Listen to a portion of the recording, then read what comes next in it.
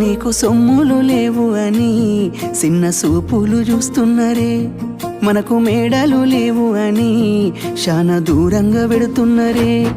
ఎప్పుడు కలేకనే ఉంటామా, ముందు కాలాన మారబోమా. నువ్వు బాధెందుకు కడతావయ్యో, ఆ భగవంతుడుండురయ్యో. నీ పాదాలకే దండమెడుత పిల్ల, నువ్వు చిన్నదానివైనా నా 7 జన్మాలకే కోరుకుంటా మల్లా నా తోడు నీడలాగా.